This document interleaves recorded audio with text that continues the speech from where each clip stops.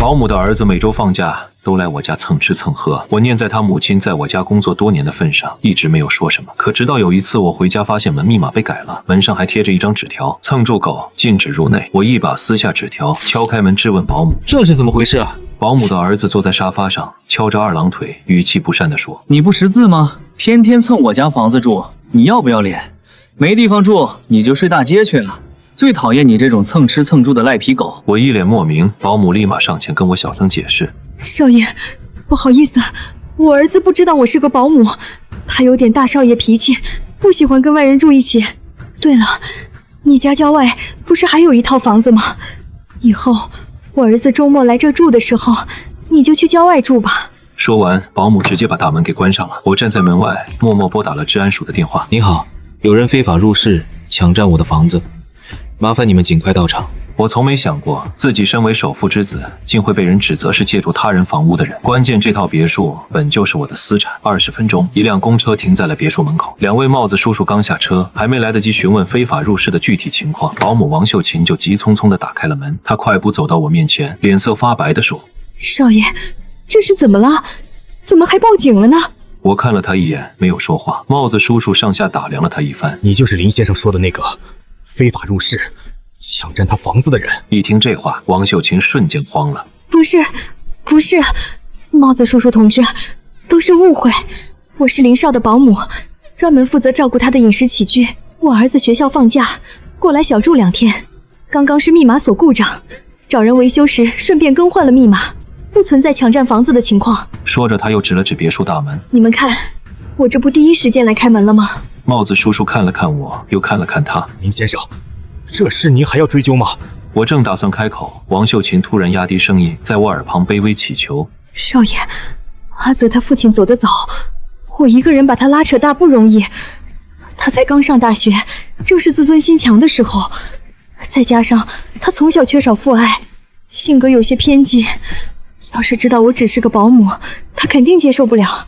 我这样做，就是想让他心里舒坦点。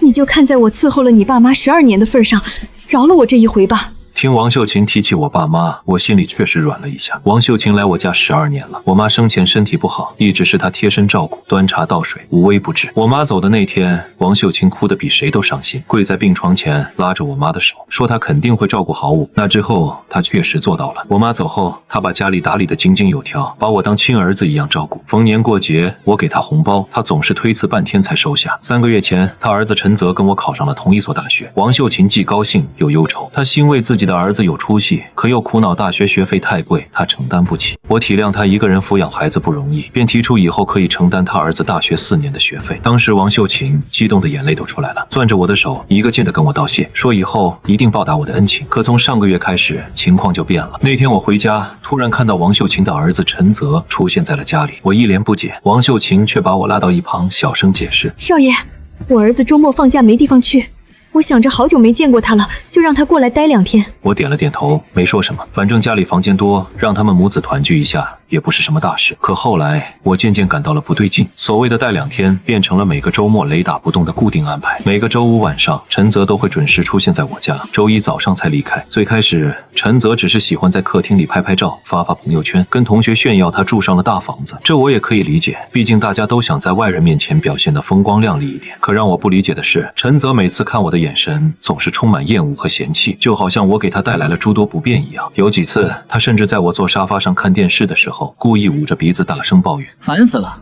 这么豪华的别墅里，怎么总有一股让人不适的气味？我以为他是真的闻到了什么异味，还特意叮嘱王秀琴把房子好好打扫一遍。结果陈泽却越来越过分，要么在我坐过的地方狂喷消毒水，要么在沙发上垫一次性坐垫，让我坐在坐垫上。有几次，我甚至看到他一脸嫌弃地把我用过的东西丢进垃圾桶。面对我的质问，王秀琴总在私下讪讪解释：阿泽也是担心那些东西不干净，会影响你的卫生安全，所以严格注意了些。对此我也没多想，毕竟我每天除了上学，还要处理我家公司的一些大小事务，每天都忙得焦头烂额，实在没精力跟他计较这些。直到今天下午看到门上贴着的那张纸条，我才恍然大悟，陈泽这是把我当成了借住的外人。本来我是打算给王秀琴和陈泽一个教训，但现在王秀琴一个劲的在我面前苦苦哀求：少爷，我保证绝对没有下次了，我今天就跟阿泽说清楚情况，以后再也不让他过来住了。求求你，看在我伺候了你爸妈这么多年的份上，原谅我这一次吧。看着王秀琴那一脸卑微的样子，我叹了口气，算了，不追究了。帽子叔叔离开后，王秀琴如释重负地长出了一口气，连声道谢，态度好得不得了。那天之后，陈泽确实再也没来过我家。王秀琴做事也依旧勤快，把家里打扫得干干净净。唯一做得不太好的就是家里总少东西，今天少一瓶红酒，明天少一套餐具，后天少一套名贵衣服。每次我询问，王秀琴都有借口和理由。少爷，真是不好意思，那瓶红酒我打扫卫生的时候不小心打碎了。少爷，那套餐具用太久了，我洗的时候发现有裂痕，担心会割到你，就直接扔了。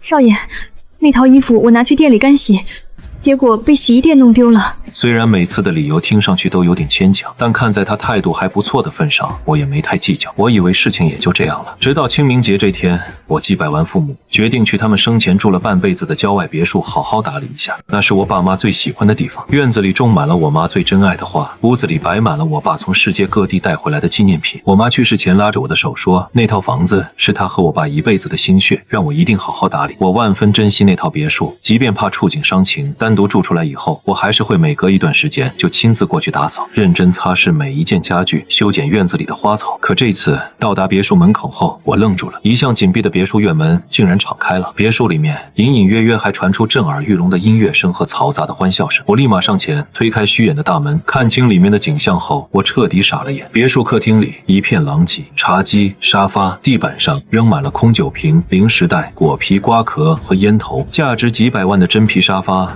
被烫出了一个又一个的烟头黑洞。我妈生前最爱的波斯地毯上踩满了脚印，还撒了好几滩红酒。墙上挂着的那些纪念品，有的被取下来当道具拍照，有的被摔碎了扔在角落。看到这一幕，我的拳头瞬间攥紧了。这别墅是我爸妈住了半辈子的地方，里面的每一件家具、每一件摆设都是他们精心挑选的。我平时连走路都小心翼翼，生怕磕碰到任何东西，现在却被人糟蹋得不成样子。我扫视全场，发现正对着门口的沙发上坐着陈泽，他的身边围满了我们班的大学同学。泽哥，你家也太有钱了吧，随便一套郊外的别墅都这么豪华。对啊，我刚刚查了，这墙上随便一幅画都价值好几百万呢。天哪，你妈妈也太有实力了，真不愧是身价上百亿的女首富啊！看在大家同学一场的份上，等你毕业继承家产后，能不能让我们进你家公司混口饭吃？陈泽被夸得嘴角高高翘起，小意思，跟着我混，你们这辈子不会差钱了。听到这话，同学们一个个高兴得合不拢嘴，对着陈泽疯狂吹捧。就在这时，陈泽看到了站在门口的我，他笑脸一沉，趾高气扬地走到我面前，砰！二话不说就一拳狠狠挥在我脸上。你竟然还跟踪我到了这里！突如其来的一拳让我懵在了原地，现场的同学们也纷纷瞪大了双眼。阿泽，这是怎么回事？陈泽一脸鄙夷地指着我，厌恶道：“这个林天清就是我刚刚跟你们说的那个长期借住、不知分寸的人，借住我家市区的房子还不够。”现在竟然还想过来借住我妈特意给我新买的别墅。我不敢置信地看着陈泽，谁告诉你这是你妈给你新买的房子？陈泽嗤笑一声，当然是我妈亲口说的。你就是看中我妈是公司女总裁，所以天天住在我家，想在我妈面前找存在感，引起她的注意，天天借住，故意制造跟我妈单独相处的机会还不够，还想来占用我的别墅。我告诉你，我妈说了，她让你住在我家，是看在你失去双亲太可怜，才好心收留你。你别得寸进尺，妄想争抢我家人的位置。王秀琴竟然是这么跟陈泽说的，难怪陈泽之前对我态度那么差。原来在他的认知里，王秀琴是住别墅的公司女总裁，而我是王秀琴收留的可怜人。所以陈泽一直认为是我天天借住他家的房子，还妄想争抢他这个独生子的地位，真是荒唐。陈泽说着，还回头冲同学们高声道：“你们知道这个林天清有多没有分寸吗？天天赖在我家，赶都赶不走。我特意贴了个纸条，叫他以后不要再借住我家的房子。结果他心生不满，反手就报警，说我妈欺负他。我妈担心他把事闹大，会影响公司声誉，所以才息事宁人，给我重新买了这一套别墅，让我单独住。有时候我真想不通，我身为我妈的亲生儿子，名副其实的大少爷，我都经常住校，他倒好，一个无依无靠的人，竟然一天到晚赖在我家，把我家当成他家，搞得我想穿件自己的衣服，喝我爱喝的红酒，都只能让我妈从市里别墅偷偷拿过来，就是怕她知道了又要说我们欺负她。我活这么大，从来没见过这么厚脸皮的人。我猛地瞪大双眼，难怪这段时间我家别墅里总少东西，原来是王秀琴偷偷拿过来给他儿子用了。好一个王秀琴，既然你把我当傻子玩弄，那就别怪我不客气了。我当场拿出手机拨打了法务部的电话，立即带人来我爸妈的郊外别墅。我还没说完，陈泽一把抢走我的手机，狠狠摔在地上。你怎么这么能装呢？还你爸妈的别墅？这是我妈给我买的别墅。现场同学也纷纷朝我鄙夷议论，难怪大家都住校，就他天天事多不住校，我还以为他忙什么正经事去了呢，原来是跑到阿泽家依附他人，这样的行为实在不妥。就是自己双亲离世就去攀附有钱人家，实在让人难以认同。有些人就是这样，一看到有钱人就想方设法去找存在感，想靠着依附他人来走上人生巅峰。阿泽，你脾气还是太好了，要是有人来争抢我的家人，我一定会制止他。我无视众人的议论，看向陈泽，肃声提醒道：“我劝你最好打个电话，好好问问你妈，这别墅到底是谁的？”闻言，陈泽脸色一沉，当即伸手一把揪住我的衣领。你还想叫我妈来？别以为我不知道，你就是仗着我妈心软善良，又想把她骗过来，给自己谋取好处。说着，他突然看向我的脖子，目光一亮。你这玉佩项链一看就不便宜，应该也是你从我妈那里得来的吧？话落，他用力一拽，直接把我的项链狠狠扯下。陈泽的动作又快又猛，我根本来不及反应，项链就到了他手上。见状，我脸色大变，把项链还给我。见我突然紧张了起来，陈泽眼神不善地看向我。这么紧张，看来这项链花了我妈不少钱啊！我急了，赶紧道：“它是我妈给我的，不值钱，但对我很重要。快还给我！”说着，我伸手就去抢夺。这玉佩项链是我妈用命给我求来的护身符。我自幼体弱多病，10岁那年病危住院，昏迷不醒，医生都叫我爸妈准备后事了。我妈难以接受，特意去寺庙为我祈福。为表诚心，她在40度高温的炎热夏天，一步一叩首，一路从山脚跪拜到山顶，跪到膝盖，鲜血淋漓，露出森森白骨，磕到头破血流，意识模糊，才求得这条玉佩项链。或许是苍天都被我妈打动了，一直昏迷不醒的我竟奇迹般苏醒了，但我妈却因此一病不起。临死前，我妈将项链交到我手上，叮嘱我一定保管好它。我万分珍惜这条项链，从小就随身携带它。它是我妈用命换来的东西，更是我的逆鳞，我绝对不允许任何人破坏它。你越想要，我就越要毁掉它。不等我碰到，陈泽将项链往地上用力一摔，伴随着一道清脆声响，玉佩4分5裂，一块块碎片洒落遍地。不！眼看着我妈用命换来的玉佩就这样碎了，我心如刀绞，难以呼吸。你太过分了！我忍无可忍，直接一拳打在了陈泽的脸上。你竟敢打我！陈泽捂着脸，尖声大叫了起来：“给我好好教训他！谁教训的最让我满意，我就让我妈奖励谁100万！”闻言，同学们顿时双眼发亮，对着我动手。还敢打阿泽？人家妈妈可是咱们市的首富，你这样做太不妥了。就是你一个借住的人，能买得起什么项链？这一看就是你从阿泽妈妈那里得来的。她处理自己的东西，你至于这么激动？没有分寸的人攀附他人就算了，还敢主动动手，实在过分。还好意思提自己妈妈？你爸妈要是知道你这样，一定也会难过。我被打趴在地，气得浑身发抖，咬牙道：“你们会后悔的。”闻言，现场的人仿佛听到了天大的笑话一般，纷纷仰头大笑。阿泽的妈妈可是本市女首富，你没有资格让我们后悔。就是你充其量不过是一个喜欢借住的人，还敢威胁我们？一个连自己房子都没有的人，也只敢这样宣泄情绪了。那些人将我死死摁在地上，肆无忌惮嘲讽羞辱我。陈泽在众人的拥护下，一把揪过我头发，狂妄道：“后悔？我长这么大都还没后悔过，我就等着看你能让我怎么后悔。”话音刚落，一辆辆豪车疾驰而来，停在了别墅门口。突如其来的豪华车队让现场所有人都愣住了。陈泽等人纷纷停下手头动作，转头朝门口望去。众人注视下，车门齐刷刷打开，一群穿着黑色西装、身姿挺拔的男人鱼贯而出，他们个个神情严肃，眼神锐利如鹰，快步朝着别墅大门走来。为首的是一个穿着连衣裙、戴着金丝眼镜、留着一头卷发的女人，正是我的法务部总监柳如烟。她是我爸最信任的得力助手，也是目前协助我打理公司的重要元老。她身后跟着20多名法务部的员工，还有几名专业的安保人员，每个人手里都拿着文件袋和执法记录仪，气势磅礴，瞬间将整个别墅门口围得水泄不通。看到这一幕，现场的同学们都呆住了，一个个张大嘴巴，不可思议地议论着：“这是怎么回事？怎么突然来这么多人？这还用说，肯定是阿泽妈妈的安排啊！阿泽妈妈这么有钱，知道阿泽今天特意带同学来别墅里开派对，可不得搞个郑重的欢迎仪式？有道理啊！这么说来，这些人就是特意来给阿泽撑场面，欢迎咱们的。”同学们自我分析了一番，随后一个个亢奋了起来，脸上充满了傲气。陈泽眼神一亮，他立马松开揪着我头发的手，然后整理了一下自己的衣服，以男主人的姿态上前，看向柳如烟等人，满脸期待又得意道：“请问你们是我妈叫过来的吗？”柳如烟没有理会陈泽，他目光快速扫过客厅，当看到被打趴在地上、嘴角流血、头发凌乱的我时，脸色瞬间沉了下来。他快步走上前，弯腰扶起我：“林总，你没事吧？他的声音不大，却带着一种不容置疑的恭敬。听到这话，刚刚还满脸期待的众人顿时傻了眼。陈泽也微微一愣，下一秒，他像是听到了什么极其可笑的事情一样，突然嗤笑出声：“林总，你们听见了吗？这女人竟然叫这个借住的人叫林总。”陈泽指着我，笑得直不起腰。就他这个连房子都没有的人，也配叫林总？现场同学们也纷纷笑着起哄。你们是不是认错人了？他就是依附泽哥的人，天天借住，满脑子想着怎么赖上人家。就是啊，这样的人可跟总字不沾边。你们最好擦亮眼睛，可千万别被人给骗了。闻言，柳如烟立马皱眉冷喝道：“放肆！”他的声音不大，却像一把刀，干脆利落地切断了现场所有的嘈杂。在众人的惊愣下，他一字一顿道：“站在你们面前的这位是盛世集团的总裁林天青，林总。”全场死寂了刹那，然后爆发出更响亮的笑声。哈哈哈，真是越说越离谱了。他要是盛世集团的董事长，那泽哥的妈妈是谁？就是连房子都住不起的人，也配跟盛世集团的董事长沾上边？该不会以为自己住了几天董事长家就能自称董事长了吧？泽哥身为盛世集团董事长的亲儿子，都没敢说这种话，他一个借住的人也配？真是笑死人了！刚刚看你们打扮的人模狗样的，我还以为是什么大人物呢。现在我算是知道了，你们就是一群演员。是不是林天青知道自己比不过泽哥，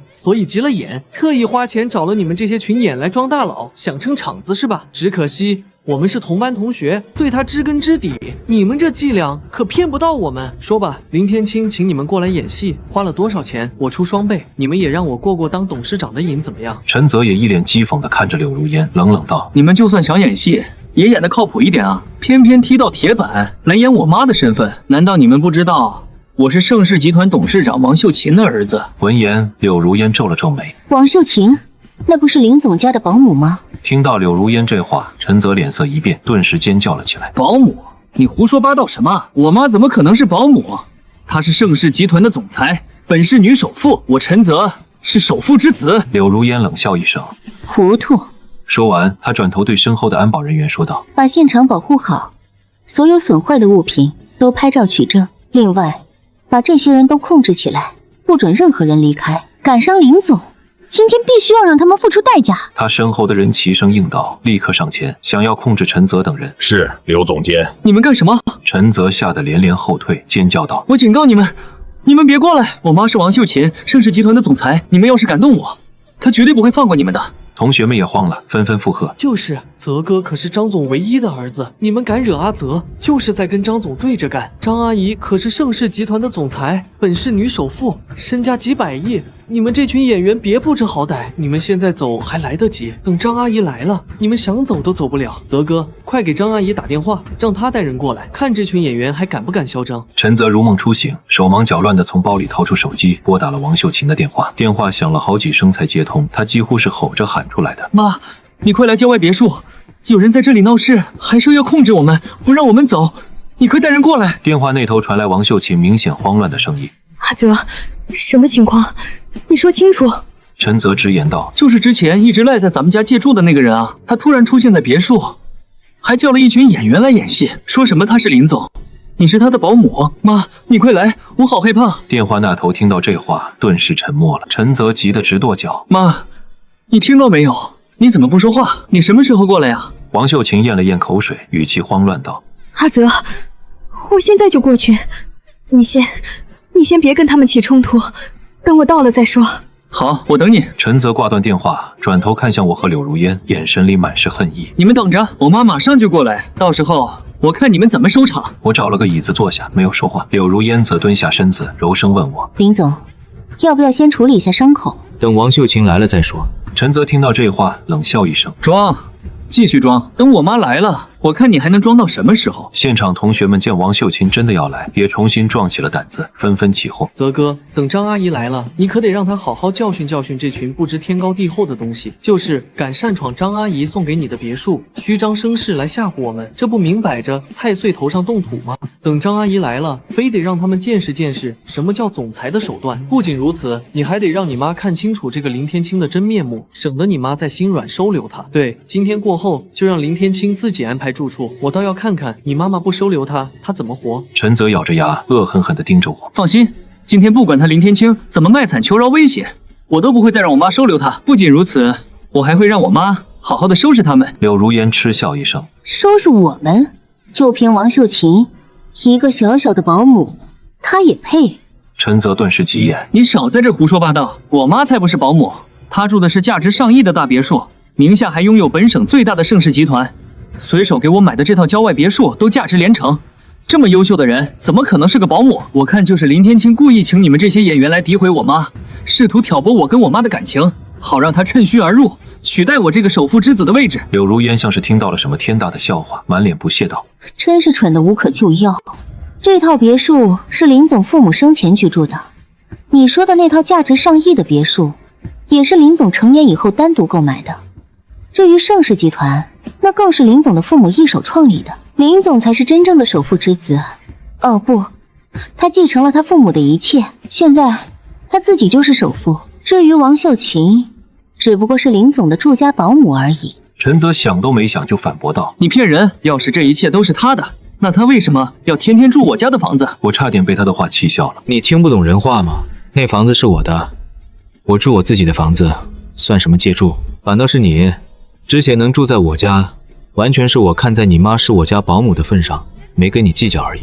至于他为什么跟你说他是总裁，为什么让你住我的郊外别墅，你最好问问他自己。陈泽完全不信。你们少在这里一唱一和，动摇我的想法。别以为我不知道，你就是看到我妈马上就要来了，你怕自己争不过我，所以故意想趁她来之前胡言乱语，挑拨离间，好让我对我妈产生隔阂。你就是嫉妒我投胎投得好，成为了首富之子，所以才联合这些人来骗我，你好趁机抢走我家人的位置。他身后的同学们也纷纷附和。没错，你就是嫉妒泽哥有个这么有钱的妈妈，所以故意雇人来演戏，想破坏泽哥和他妈妈之间的感情。这么低劣的手段，我们才不会上当呢。等张总来了，你们就知道你们现在的行为有多可笑了。话音刚落，门外传来一阵急促的脚步声，所有人的目光都齐刷刷地看向门口。王秀琴来了。王秀琴气喘吁吁地跑了进来，看到我和柳如烟等人出现在别墅，她的脸色瞬间苍白。见状，同学们纷纷上前迎合。张总，你总算是来了。林天清请了一群演员过来演戏，故意在这吓唬人。对，他们说林天清才是盛世集团的总裁，还说什么这别墅是他的，你只是他的保姆。就是，他们还说要控制我们，让我们付出代价。刚刚他们一直在阿泽面前诋毁你，你可千万别轻易放过他们啊！对，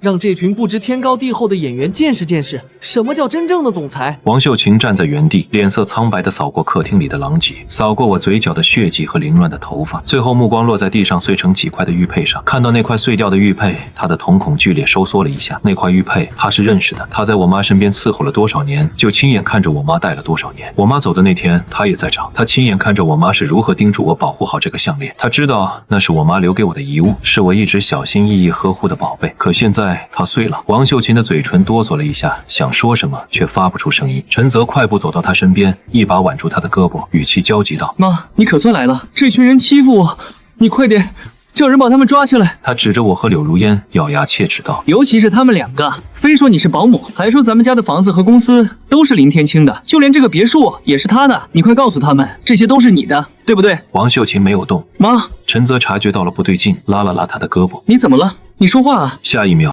王秀琴缓缓抬起头看向我，那双眼睛里写满了恐慌和乞求。紧接着，她松开陈泽的手，快步走到我面前，然后像上次一样，压低声音，用只有我能听到的音量说：少爷，求求你帮帮我！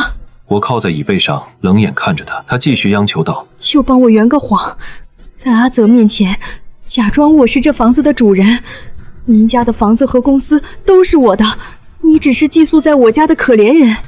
就这一次，求您了。你也知道，阿泽他爸走得早，我一个人把他拉扯大非常不容易。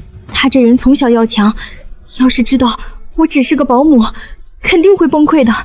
少爷，看在我伺候了你爸妈这么多年的份上，你就再帮我这一次，就这一次，我保证以后我一定好好干活，再也不让他来打扰您，我什么都听您的。他的声音压得极低，低到只有我能听见，可他说出的每一个字都让我觉得可笑至极。我盯着他看了几秒，忍不住笑了。王秀琴，你哪来的脸跟我说这种话？王秀琴脸色一僵，眼神闪过一抹慌乱，下意识地回头看了一眼陈泽。少爷！王秀琴急了，声音压得更低。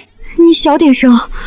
我没理他，继续说：看在我爸妈的面子上，我让你继续留在了我家，给你涨工资，承担你儿子的学费，对你们母子百般宽容，一忍再忍。可你呢？不仅让你儿子住在我房子里，让他在我面前耀武扬威，让他在我家贴纸条提醒我，还让他带人在我爸妈的别墅作威作福，打人砸东西。你觉得你们做了这么多恶劣的事情之后，还有什么资格让我帮你？王秀琴的额头上开始冒汗。少爷，王秀琴的声音在发抖。我不是故意的，我就是……就是什么？我打断他，就是告诉陈泽，你是公司老总，就是带他住进我家，告诉他那是你的房子，就是偷我家的东西来给他用，再让他住进我爸妈的别墅，糟蹋这别墅里的东西。王秀琴，你知道这叫什么吗？这叫偷窃，叫诈骗。王秀琴彻底慌了。少爷，我真的知道错了，我就是太想让他有个好的成长环境了。你想让他有个好的成长环境，所以你就拿我的东西去充门面。我冷笑一声。那你有没有想过，你这么做对我造成了什么影响？他们打了我，还摔碎了我妈留给我的遗物。王秀琴，事到如今，你觉得我凭什么要帮你？面对我的质问，王秀琴的脸色白得像纸，她张着嘴，浑身都在发抖。少爷，我可以赔。赔？我笑了。那块玉佩是我妈的遗物，她拿命换来的东西，你拿什么赔？王秀琴彻底说不出话了。就在这时，陈泽终于忍不住了，他快步走过来，一把拉开王秀琴，挡在她面前，瞪着我说：“你们俩嘀嘀咕咕说什么呢？”他转头看向王秀琴，眼神里带着怀疑。妈，他是不是又在卖惨？求你放他一马。王秀琴张了张嘴，想说什么，却又咽了回去。陈泽察觉到了不对劲，眉头皱得更紧了。妈，你怎么不说话？他到底跟你说了什么？是挑拨离间了，还是又威胁你了？你别怕他。有什么话你就直说，他要是敢威胁你，我们就报警，我就不信了。一个借住的人还能翻天不成？王秀琴终于抬起头，她看了陈泽一眼，又看了看我，嘴唇哆嗦了半天，最后憋出一句：“阿泽，你别说了。”什么？我为什么不能说了？难道你真的被他吓到了？王秀琴皱了皱眉，声音颤抖道：“你快别说了，事情不是你想的那样。”陈泽瞪大了眼睛：“不是我想的那样，那是哪样？难不成还真像他说的那样，你是他保姆不成？”说到这儿，陈泽都忍不住笑了起来。这么荒唐的话，也就是这种人说得出来。妈，你快打他们的脸，快大声告诉我们，这些别墅还有公司到底是谁的？同学们也纷纷注视着王秀琴，催促道：“对呀，张阿姨，你快表明身份，让他们知道什么叫天高地厚。一个普通人加一群演员，也敢在你的地盘装模作样，你快教训他们。对，泽哥还等着你为他出头呢。”面对大家的催促，王秀琴没有动。陈泽不解地推了推她：“妈，你倒是说话啊！”王秀琴低着头，声音小得像蚊子：“他们说的是真的。”客厅里瞬间安静了，陈泽的笑容彻底凝固了。他看着王秀琴，眼神里满是不可置信。你说什么？王秀琴不敢看他，声音更小了。林少说的是真的，他是盛世集团的总裁，市中心的那套房子是他的，这栋别墅也是他的，我只是他的保姆。王秀琴说的每一个字都像一把锤子，狠狠地砸在陈泽的心上。他的脸色以肉眼可见的速度变白，从白变青，从青变紫。你说什么？他的声音在发抖。妈，你再说一遍。王秀琴终于抬起头，认真道：“阿泽，对不起，我不是故意要骗你的，我就是太在乎你了。我怕你知道我是个保姆，会觉得丢人，所以我才……”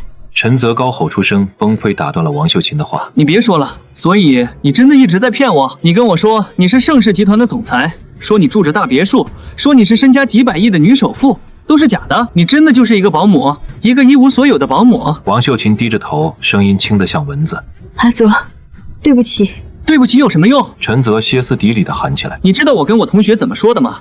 我说我妈是总裁，是富豪，是成功人士。结果你现在告诉我，你只是一个保姆，你让我怎么面对我的同学？你让我以后怎么在他们面前抬起头来？”说完，陈泽抓着王秀琴的肩膀，不停地问她为什么要骗他，为什么要这么没用，毁了他的人生。同学们则站在一旁，不敢置信地看着这一幕，脸色难看得无以复加。够了！我开口，声音不大，但足以让所有人都安静下来。陈泽和王秀琴同时看向我：“你们要吵要闹，以后有的是时间，但现在有几件事必须说清楚。”我走到王秀琴面前，看着她：“第一，你未经我的允许，擅自把我的别墅提供给他人使用，造成别墅内的家具和物品多处损坏，这是非法侵占他人财产。第二，你擅自拿走我家中多处贵重物品，包括我收藏的红酒、我的衣服、手表、家具家电，这涉及到盗窃。第三，你隐瞒真实身份，以我的资产为幌子欺骗你儿子，还纵容他对我进行人身攻击和殴打，这事你也脱不了干系。我每说一条，王秀琴的脸色就白一分。第四，我指了指地上碎掉的玉佩，这是我母亲的遗物，现在被你儿子摔碎了。王秀琴双腿一软，当场跪了下来。少爷，我不是故意的，求你饶了我这一次，我保证，绝对没有下次了。他跪在地上，不停地磕头。陈泽站在一旁，看着跪在地上的王秀琴，脸上的表情极其复杂，有愤怒，有失望，有屈辱，还有一丝说不清道不明的心虚。现场同学们更是一个个缩在墙角，刚才还叫嚣着要让我好看的那些人，此刻连看都不敢看我一眼。柳如烟走过来，递给我一份文件。林总，这是刚才现场拍摄的照片和视频，所有损坏的物品都已经拍照取证，包括您身上的伤也已经记录在案。我接过文件，翻了几页，点了点头，然后看向王秀琴。你起来吧。王秀琴抬起头，眼睛里带着一丝希望。少爷，你愿意原谅我了？我看着他，一字一顿地说：原谅？不，我只是让你起来说话。至于怎么处理这件事，那是警察的事。从现在开始，我不会再因为你在我家工作多年，给你任何特殊待遇。王秀琴的脸色彻底灰败了，她瘫坐在地上，像一堆烂泥。陈泽看着这一幕，终于意识到事情有多严重。他皱了皱眉，走到我面前，声音里带着一丝颤抖：那个，林天青，今天的事是个误会，我不知道这房子是你的，我以为……你以为什么？我看着他，你以为我是借住的，所以就可以随便打人，随便摔人家的东西？我已经报了警，警察应该很快就到。你打人损坏他人财物的事，我势必会追究到底。陈泽的脸色瞬间惨白，他转身看向王秀琴，带着哭腔喊：妈，你倒是说句话，你不是说你会保护我，会让我一辈子衣食无忧吗？你现在怎么不说话了？王秀琴跪在地上，看着陈泽，眼睛里满是苦涩。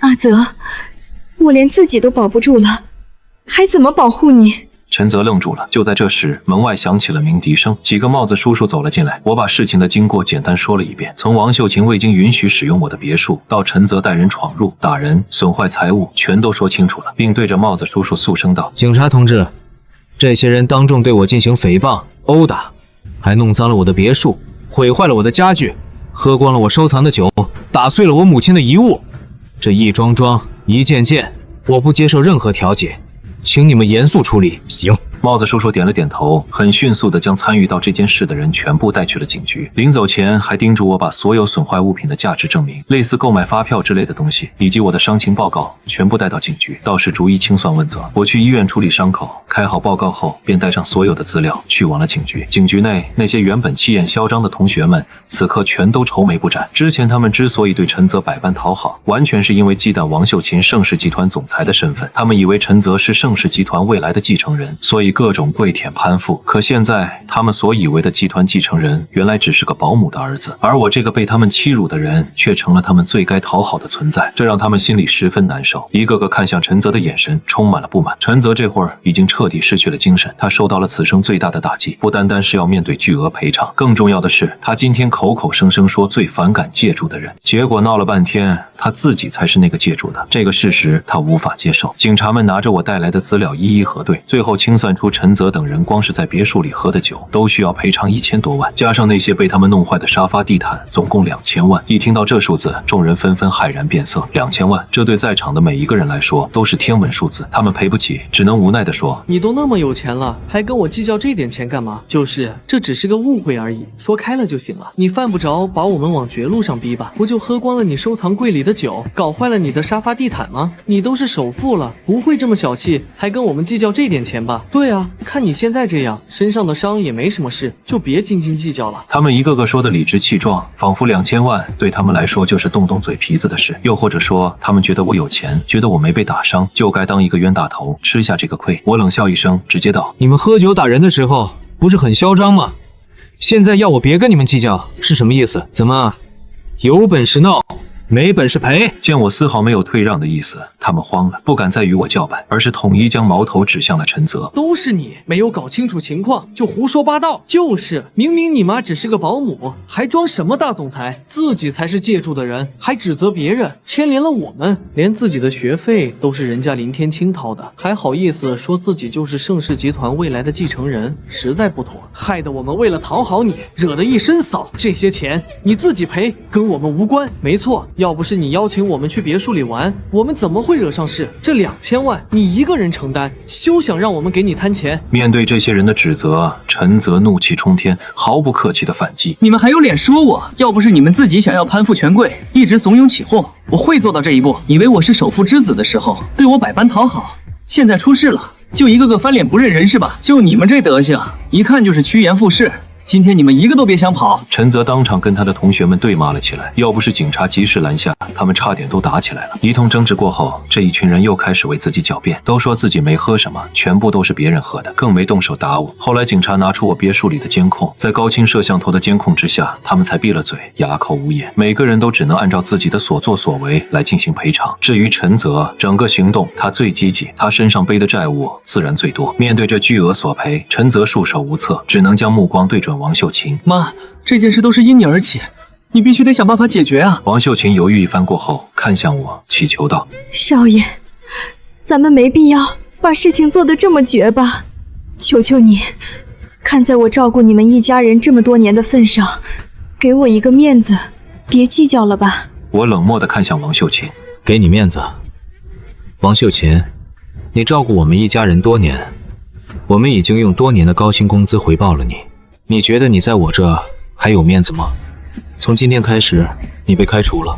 还有心情为别人求情，不如想想怎么自保。”说完，我头也不回的离去。就这样，所有人都开始到处筹钱赔偿。有些同学到处求爷爷告奶奶找家长，挨了一顿毒打，才凑齐钱偿还债务。那些赔不起的，则乖乖领了刑罚，为自己的贪婪和嚣张付出了应有的代价。王秀琴因为盗窃罪、故意毁坏财物罪、非法侵入住宅罪，数罪并罚，被判了3年。陈泽因为故意伤害罪、故意毁坏财物罪，被判了2年。经过这件事，我彻底懂了，这个世界上从来都不是你退一步，别人就会跟你退一步。有些人，你越是包容，他就越是得寸进尺；你越是心软，他就越是敢骑到你头上。你的善良必须要带点锋芒，不然只会被人当成软柿子捏得粉碎。